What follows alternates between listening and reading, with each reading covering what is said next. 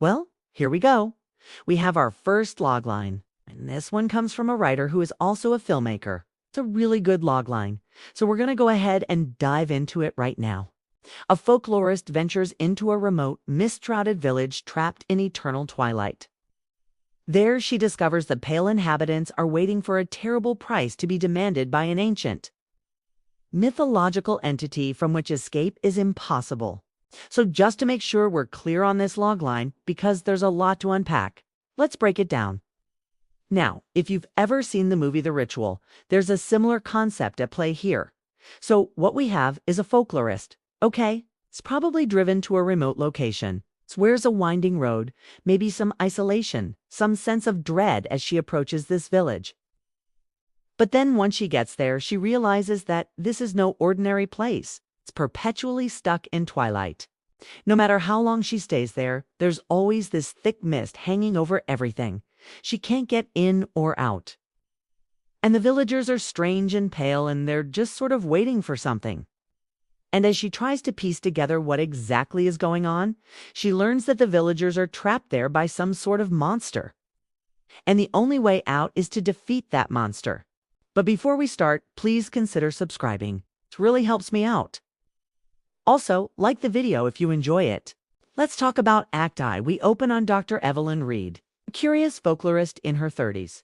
She's driving down a winding, isolated road. There's a strong sense of place here.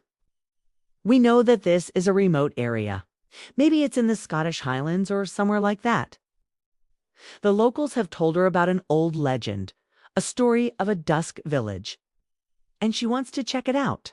But as she enters the valley where the village should be, an unnatural twilight descends. Thick mist clings to the trees. Just when she thinks she should be entering the village, she realizes she's still in the middle of the valley. In fact, she's been going in circles. The road is a dead end. She finally reaches the village, but it doesn't look anything like she imagined. The buildings are ancient and decaying. Many of the windows are dark, suggesting the inhabitants are absent. The ones who are there move like they're stuck in slow motion.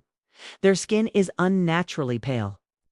It feels like they're not just waiting for something, they are something. She has a sense of unease, a feeling that something is terribly wrong. She wants to leave, but the moment she steps outside, she hears faint whispers carried on the wind. This is her first brush with the monster. Act II, she checks into the local inn, but she can't get a fire started. All she has are cold, stale rations. She decides to wait until morning, but when she wakes up, it's still night. The rain is coming down in torrents. She can't see the road for all the mist. She runs outside, desperate to find the road, to get out of this village, but the mist seems to be alive. It writhes and twists around her. She can feel its cold fingers dragging her down. She blacks out. When she comes to, she's back in the village square.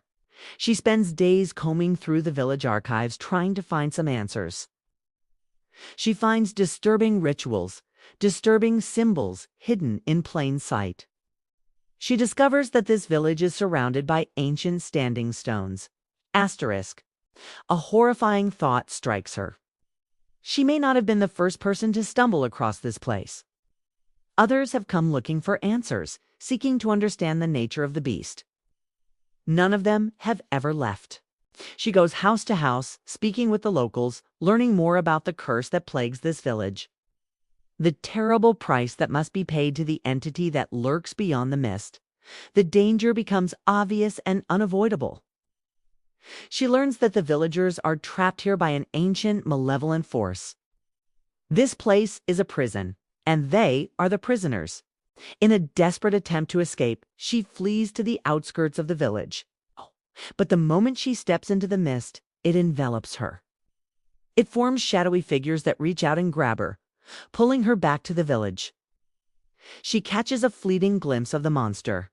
It's vast, formless, an endless abyss of swirling shadows. Evelyn knows that she needs to fight back.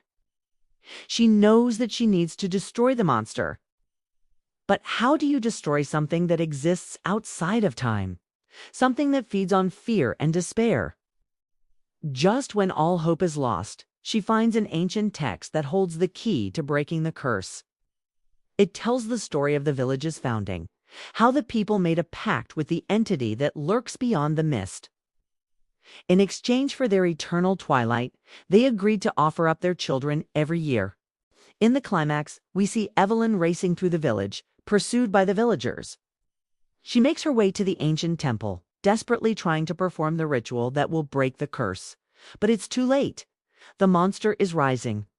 The villagers, now fully under its thrall, try to stop her, but she fights back. She knows that she has to win, for the sake of herself, but also for the villagers. And then, well, I'll let you finish the story. Cool, let me know how it ends. What happens to Evelyn? What happens to the village? What does the ending look like? Throw your ideas in the comments below. Can't wait to read them.